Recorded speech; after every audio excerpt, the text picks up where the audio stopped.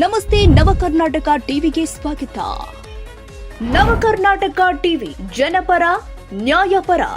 ನೀವಿನ್ನ ನಮ್ಮ channel subscribe ಮಾಡಿಲ್ಲ ಅಂದ್ರೆ ಈ ಕೂಡಲೇ ಲೈಕ್ ಮಾಡಿ, ಶೇರ್ ಮಾಡಿ, ಸಬ್ಸ್ಕ್ರೈಬ್ ಮಾಡಿ, ತಪ್ಪದೆ ಬೆಲ್ ಐಕಾನ್ ಕ್ಲಿಕ್ ಮಾಡಿ.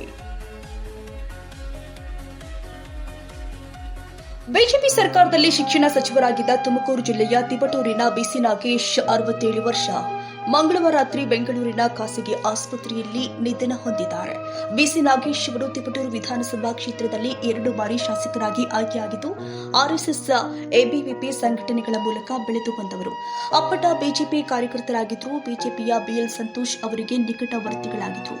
ಕಳೆದ ಕೆಲವು ತಿಂಗಳುಗಳಿಂದ ಅನಾರೋಗ್ಯಕ್ಕೆ ತುತ್ತಾಗಿ ಬೆಂಗಳೂರಿನ ಜಯನಗರದ ಮಗಳ ನಿವಾಸದಲ್ಲಿ ಇದ್ದರು. ಬೆಂಗಳೂರು ಸೇರಿ ಹೊರದೇಶದಲ್ಲಿ ಚಿಕಿತ್ಸೆ ಪಡ್ತಾ ಇದ್ರು. ಆದರೆ ಚಿಕಿತ್ಸೆ ಫಲಿಸದೆ ಮಂಗಳವಾರ ರಾತ್ರಿ ನಿಧನ ಹೊಂದಿದ್ದಾರೆ. ಇಂದು ತಿಪಟೂರಿನಲ್ಲಿ ಬಿಸಿ ನಾಗೇಶ್ ಅವರ ಅಂತ್ಯಕ್ರಿಯೆ ಜರುಗಲಿದೆ. ಬಿಸಿ ನಾಗೇಶ್ ಮೃತಪಟ್ಟಿರುವುದಕ್ಕೆ ಕೇಂದ್ರ ಸರ್ಕಾರ ಹಾಗೂ ರಾಜ್ಯ ಸರ್ಕಾರ ತೀವ್ರ ಸಂತಾಪವನ್ನು ಸೂಚಿಸಿದೆ. ಬಿಸಿ ನಾಗೇಶ್ ಅವರ ಅಂತ್ಯಕ್ರಿಯೆಗೆ ಸಕಲ ಸರ್ಕಾರಿ ಗೌರವದೊಂದಿಗೆ ನೆರವೇರಿಸಲು ಸರ್ಕಾರ ಆದೇಶ ಹೊರಡಿಸಿದೆ. ಮೃತರ ಅಂತ್ಯಕ್ರಿಯೆಗೆ ಬಿಜೆಪಿ ಶಾಸಕರುಗಳು ಭಾಗವಹಿಸಲಿದ್ದಾರೆ.